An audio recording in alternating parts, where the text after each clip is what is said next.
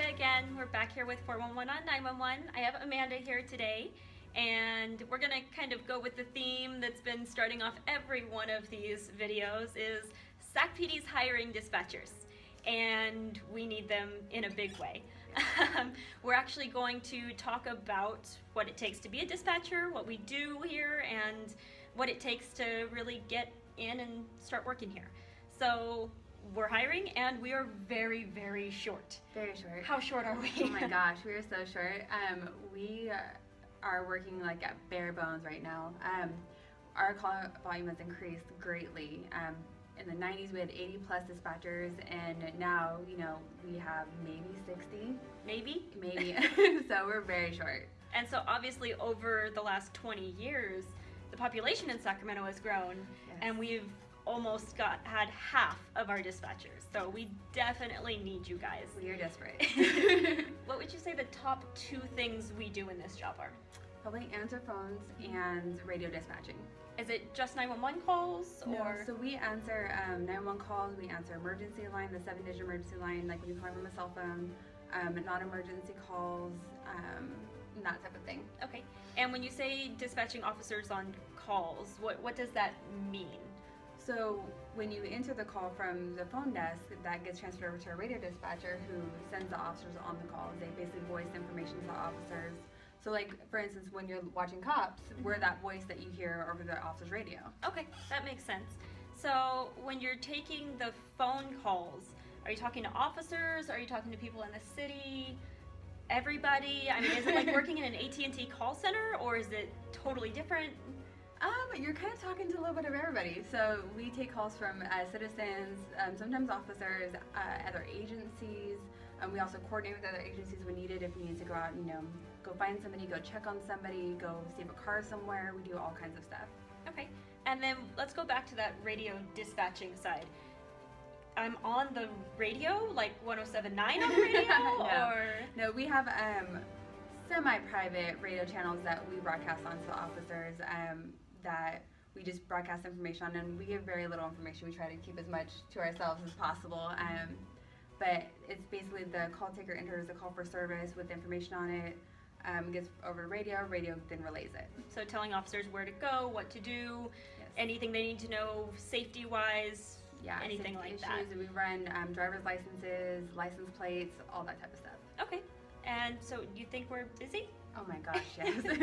Even if we were full staffed, would we be busy? Oh yes, we have, I mean, working the channel, we have, you know, 30 plus officers for just one channel.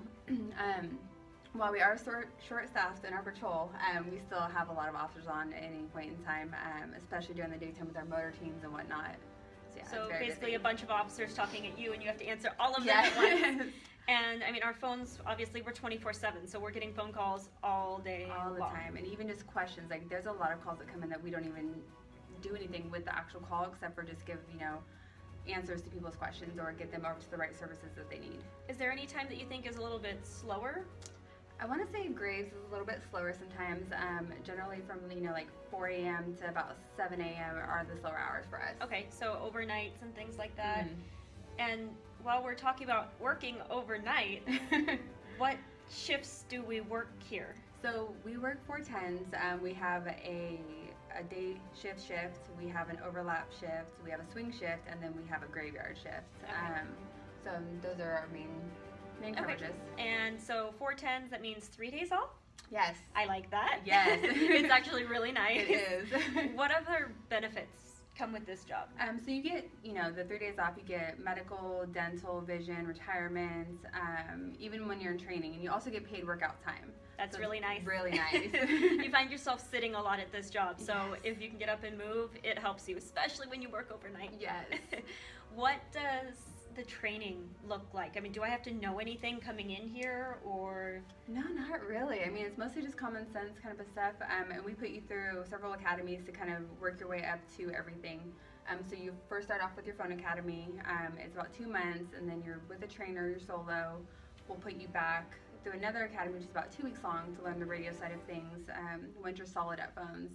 After you go through the radio academy, the 2-week academy, you're assigned to a trainer. You spend about 6 months with that trainer, and then you just finish out your 18 months of probation and then you're a dispatcher. Yeah.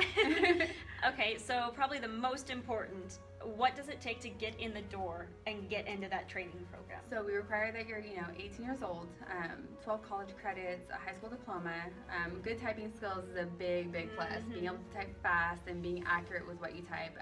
We use a lot of codes and abbreviations, but it still pays to be quick and thorough. And then, basically a fairly clear background. We do background checks. We do medical, just like if you were becoming an officer. The only thing we don't do is a physical agility, so don't worry about that. Yes. But from the whole hiring process takes about 4 to 6 months from start to finish, I think.